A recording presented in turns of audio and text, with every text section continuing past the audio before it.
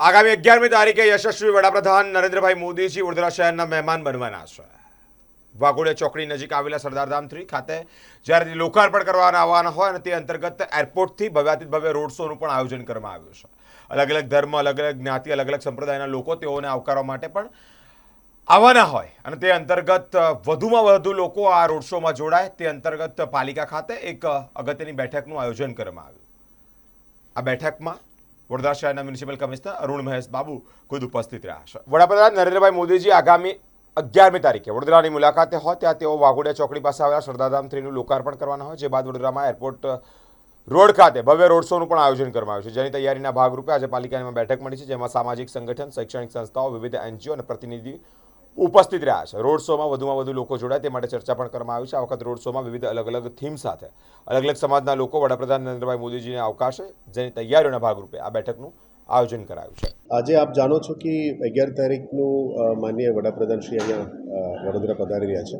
સરદારધામની કાર્યક્રમની અત્યારે રૂપરેખા ચાલી રહ્યા છે અને તમામ વ્યવસ્થા રૂપમાં અત્યારે આજે અમે રોડ શો બાબતમાં જે 40,000 પબ્લિકની મોબિલાઇઝેશન છે, જે ભવ્ય સ્વાગત વડોદરા નાગરિકો અને નારી શક્તિ દ્વારા થવાનું છે. એમાં વડોદરાના અલગ અલગ સમાજો, અલગ અલગ ટ્રસ્ટ, એનજીઓસ, પબ્લિક ઓર્ગેનાઇઝેશન્સ, બધા વ્યાપારી મંડળ, એડવોકેટ એસોસિએશન, ડૉક્ટર એસોસિએશન બધા તરફથી લગભગ 60+ એસોસિએશન્સ તરફથી પણ આજે એક મિટિંગ કરવામાં આવ્યું છે, જેના થકી એમની તરફથી વડોદરાના નાગરિકો તરફથી માન્ય વડાપ્રધાનશ્રીનું ભવ્ય સ્વાગત થવાનું છે. અહીંયા એ બાબતમાં જે પ્લાનિંગ છે, એમની રિક્વાયરમેન્ટ છે, બસીસ અરેન્જમેન્ટ્સ, પીવાનું પાણી, ટોયલેટ્સ અને એમની મોબિલાઇઝેશનની બાબતમાં આજે ચર્ચા કરવામાં આવી. એક બહુ સારું પ્રતિક્રિયા મળ્યું છે કે એ લોકો પણ સામેથી આવીને સાહેબનું સ્વાગત કરવા માટે જે રીતનું આ લાસ્ટ ટાઈમ ઓપરેશન સિંદૂરમાં પણ થયું હતું, આ જ રીતનું પણ અહીંયા પ્લાનિંગ ચાલી રહ્યા છે. એની તૈયારીમાં બધા તંત્ર અત્યારે લાગ્યા છે. કોર્પોરેશન, પોલીસ, વહીવટીતંત્ર અને અલગ અલગ એજન્સીસ બધા લાગ્યા છે. મીડિયાના મિત્રો પણ આ ખૂબ ઇન્ટરેસ્ટ લઈ રહ્યા છો. એટલે આજે આ મિટિંગ પછી અમે 2 દિવસનું પ્લાનિંગમાંથી વડોદરા શહેરમાંથી અને વડોદરા ગ્રામ્યમાંથી અને આજુબાજુના 5 જિલ્લાઓમાંથી પબ્લિક આવવાના છે.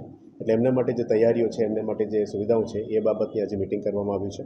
બહુ સારું મેસેજ છે કે વડોદરાના નાગરિકો આગળ આવીને આ સાહેબ ભવ્ય સ્વાગત માટે તૈયારીઓ કરી રહ્યા છે.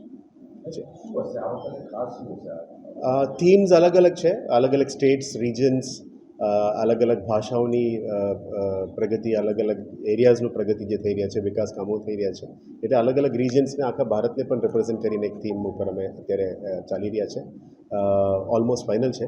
અમે 1-2 દિવસમાં થીમ પણ પબ્લિશ કરીશું, પણ ટૂંકમાં યુનિટી એન્ડ ડાયવર્સિટીનું મેસેજ ઉપર અત્યારે પ્લાનિંગ કરી રહ્યા છે.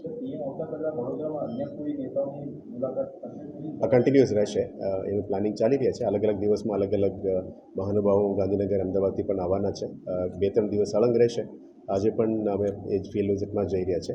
આશા રાખીએ કે આ બધા લોકોની સૂચના અને તૈયારીઓ અમને જે ગાઈડન્સ મળે છે એના પ્રમાણે અમે આગળ વધવાનું છે.